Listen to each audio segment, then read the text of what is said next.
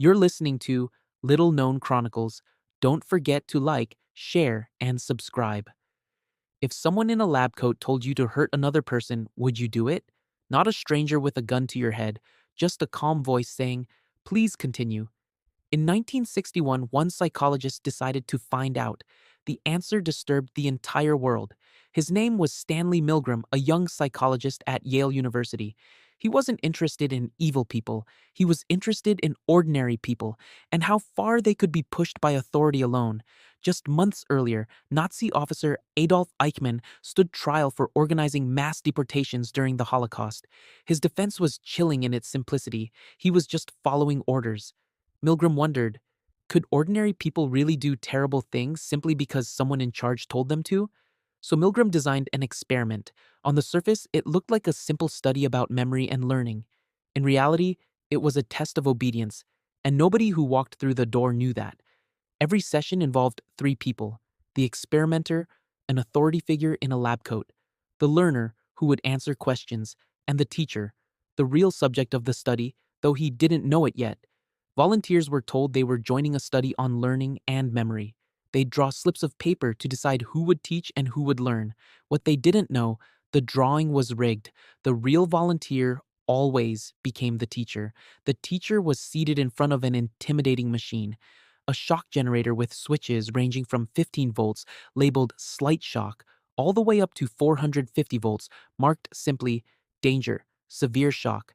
In the next room, the learner, actually an actor working with Milgram, was strapped into a chair.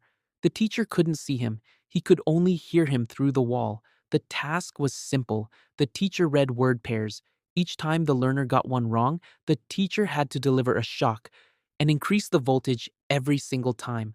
At first, it was easy. A wrong answer, a small shock, barely a reaction.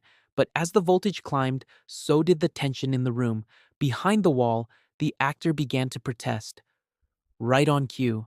At 150 volts, he cried out that his heart was bothering him and demanded to be let out. The teacher would look toward the experimenter, unsure what to do. As the shocks continued, the cries grew louder, and until near 300 volts, the learner pounded on the wall. And then, nothing. Silence. No answer at all. Many teachers were visibly shaken. They sweated, stammered, laughed nervously, begged to stop. Some outright refused to continue. This wasn't cruelty, it was agony. But every time someone hesitated, the experimenter offered a calm, scripted prod. "Please continue. The experiment requires that you go on. You have no other choice. You must go on." No threats, no force, just quiet, steady authority. Before running the study, Milgram asked psychiatrists to predict the results. Their estimate, only about 1 in 1,000 people would go all the way to the maximum shock. Only a rare, disturbed few. The psychiatrists were wrong. Nearly 2 out of every 3 participants, 65%, obeyed all the way to 450 volts. Not because they were cruel, because they were told to. Later variations revealed why. Obedience dropped sharply when the learner was in the same room or when the teacher had to touch him directly. It dropped when the authority figure left the room.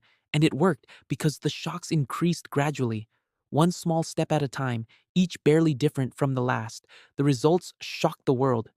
But so did the methods. Participants had been deceived and left believing they may have seriously hurt another person. The backlash was immense, and it changed how psychology experiments were allowed to be run. Today, no study could ethically replicate Milgram's original design. His work led directly to modern rules on informed consent, debriefing, and protecting participants from psychological harm. Milgram's real discovery wasn't about one bad apple or one evil man. It was about the ordinary person in all of us, and how easily authority can quiet our own conscience. The uncomfortable question isn't, could I have done that?